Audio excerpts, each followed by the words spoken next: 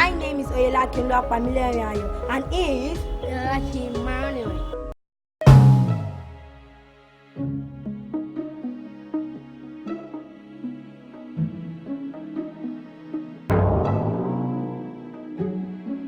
A lot of parents complain that the children do not understand their native languages, but they make no effort to teach or speak in their mother tongue. Yes, he is right.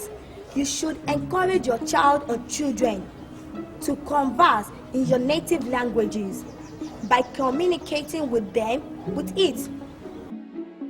When you talk to them in your language, let them know they can only reply in Igbo, Yoruba, or Hausa, not in English. Today, I will be reciting Ewi. Ewi is Yoruba poem.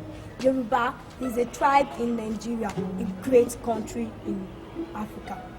The Yorubas use Ewi to inform, educate, inspire, and encourage the young ones to be a better person in the society and the world at large.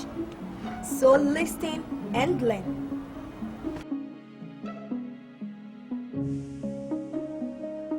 Ẹ kú dédé ìwòyí o ẹ̀yin olùwòran wa. Àkọ́lé ewì mi ni ìmọ̀ràn mi fún gbogbo ọmọlé ẹ̀kọ́. Ìmọ̀ràn mi fún gbogbo ọmọlé ẹ̀kọ́.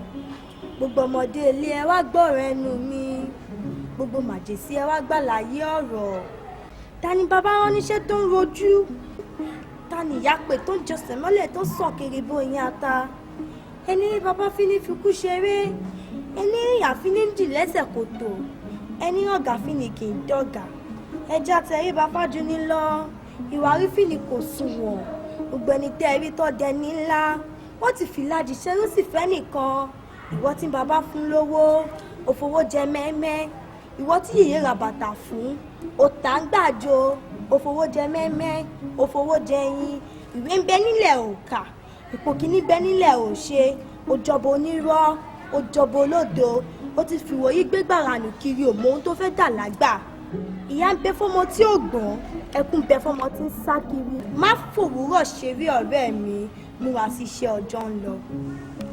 Tọ́ba níta ló sọ ìwì yìí, ẹ sọ fún wọn wípé mi ni Oyèlákin Àmọ̀kẹ́, ọmọ wọn láti ìlú Mọdákẹ́kẹ́.